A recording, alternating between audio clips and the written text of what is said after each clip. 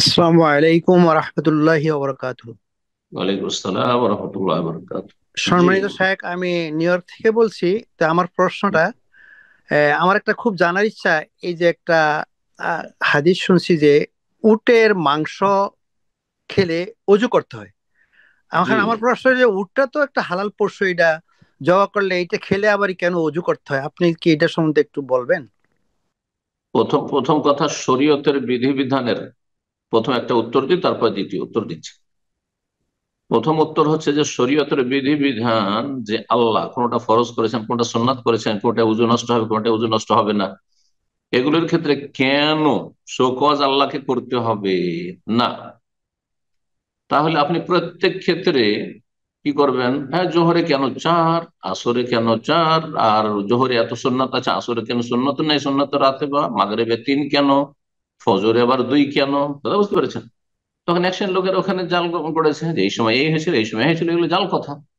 তো কথা হচ্ছে, আচ্ছা, কেউ যদি প্রশ্ন করে রমজান মাসেরই রোজা কেন আমাদের স্বাধীনভাবে কেন ছাড়া হয়নি, যে গোটা বছরে এক মাস করে নাও আর তারপরে যে কোনো সময় করে নাও?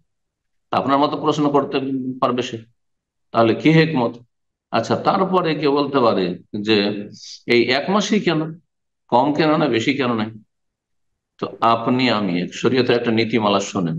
আপনি আমি বান্দা রবের, আল্লাহ। আর আল্লাহ হচ্ছেন তিনি মাবুদ, আমরা আব্দ, আর আল্লাহ মাবুদ। সুতরাং মাবুদের আনুগত্য করতে হবে, তার আদেশ নিষেধ মেনে চলতে হবে। এটির নাম হচ্ছে ইবাদত। ওমা খালাকুল জিন্না ওয়াল ইনসা ইল্লা লিয়াবুদুন। কিসের জন্য আল্লাহ? সাহাবীরা আপনার মতো আমার মতো করতেন না। আজকালকার সময় এক শ্রেণীর লোকের মতো, যে রাসূলুল্লাহ আপনি কেন এটা হুকুম দিলেন, কেন এটা করতে হবে? হ্যাঁ, মেনাতি কেন থাকতে হবে?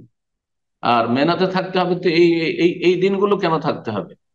আর 9 তারিখ আরাফায় কেন থাকতে হবে? মুজদালিফা রাত কেন? মুজদালিফা যদি দিনে থাকে, কেউ জিজ্ঞাসা করেন। বুঝতে পারছেন? তো শরীয়তই হচ্ছে আনুগত্যের নাম। আস-সামউ ওয়াত তাআত। আল্লাহর দ্বীনের কথা শোনা, কোরআন সুন্নাহ থেকে দলিল ভিত্তিতে, এবং তার বাস্তবায়ন করা। তো রাসূলুল্লাহ সাল্লাল্লাহু আলাইহি ওয়াসাল্লামকে যখন জিজ্ঞাসা করা হয় আনা তাওয়াদ্দাউ মিন লাহমিল গানাম, আমরা ছাগল বকরির গোশত খেয়ে কি ওযু করবো? বলছে লা, করতে হবে না।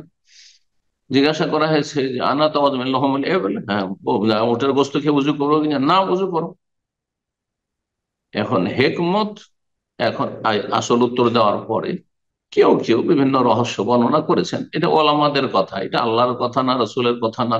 হ্যাঁ, হতে পারে এরকম হিকমত যে প্রতিটি পশুর একটা হয়তো খারাপ দিক আছে, বদ স্বভাব আছে, খারাপ দিক আছে, তার গোশতে একটা আপনার পার্শ্ব প্রতিক্রিয়া আছে। তো উঠে আছে ওইরকম কিছু একটা। উটকে নবী সাল্লাল্লাহু আলাইহি ওয়াসাল্লাম বলেছেন এটা জিন থেকে পয়দা করা হয়েছে। এখন জিন থেকে পয়দা করা হয়েছে, এইটারই বাকি ব্যাখ্যা আল্লাহ আলম, আল্লাহ ভালো জানেন, কিন্তু হাদিস আছে। তাহলে জিনের মতো বদমাইশি, হ্যাঁ, আছে উটের মধ্যে। উটের গোস্ত খেয়ে আপনার ওই রকমের স্বভাব হইতে লাগবে। হ্যাঁ, জিনের মতো স্বভাব হইতে লাগবে। তো এই স্বভাব যাতে আপনার না হয়ে যায় উটের গোস্ত খাওয়ার কারণে, এই জন্য বলা হচ্ছে উজু করো, উজু করলে সে অনিষ্টটা দূর হয়ে যাবে। এই হেকমতটা বর্ণনা করা হয়েছে।